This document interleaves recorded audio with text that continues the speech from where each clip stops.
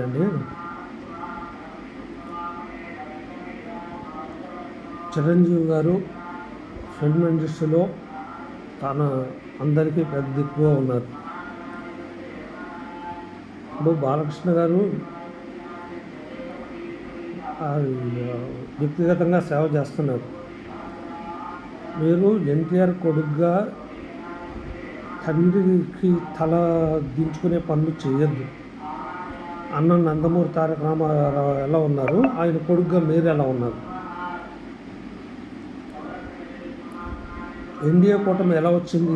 పవన్ కళ్యాణ్ ఆ రోజు జైల్లో జగన్ చంద్రబాబుని జైల్లో పెడితే పవన్ కళ్యాణ్ ఒక్కటి సేపు చేశారు. మీరు కొడుకులై ఉండి రాష్ట్రానికి కొడుకులై ఉండి జూనియర్ ఎన్టీఆర్ మీరైనా ఆ రోజు మీరు అండగా ఉంటే మీదే పాత్ర ఉండేది. అసెంబ్లీలో అందరూ ధృతరాష్ట్రులాగా ఉండి ఫైట్ చేస్తూ ఉంటే, మీ సొంత చెల్లెల్ని తిడతా ఉంటే, మీ అల్లుడిని తిడతా ఉంటే గమ్మున కూర్చొని అసెంబ్లీలో కూర్చున్న బాలకృష్ణ గారు మీ సొంత చుట్టాలైనా కాకపోయినా పరాయుడైనా పవన్ కళ్యాణ్ ఎత్తుకున్నాడు భుజాన. పవన్ కళ్యాణ్తో మీరు ఎప్పుడు పోల్చుకోకండి, చిరంజీవితో మీరు ఎప్పుడు పోల్చుకోకండి. బాలకృష్ణ గారు మీరు క్యాన్సర్ హాస్పిటల్ పెట్టారు, ఏమి ఇన్కమ్ రావట్లేదా? క్యాన్సర్ హాస్పిటల్కి ఇన్కమ్ వస్తే మీరు ప్రజలకు ఇస్తున్నారా? 50 లక్షలు విరాళం చేశారు, కామారెడ్డికి విరాళం ప్రకటించారు,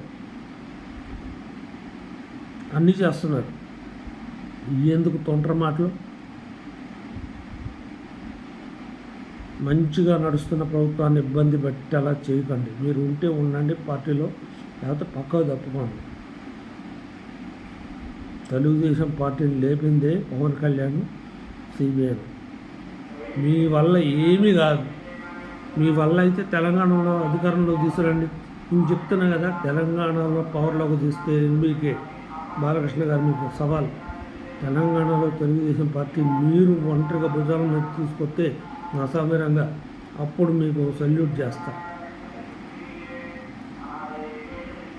మీకు చేతనైతే తెలంగాణ తెలుగుదేశాన్ని బతికించండి.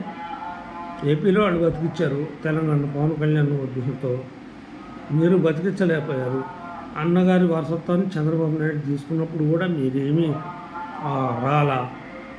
ఇవాళ ఆయన చేస్తున్న దానికి అడ్డంకులు అడుగడుగున పద్ధతిగా ఉందా? ఉంటే ఉండండి రాజకీయాల్లో, లేకపోతే పక్కకు తప్పుకోండి.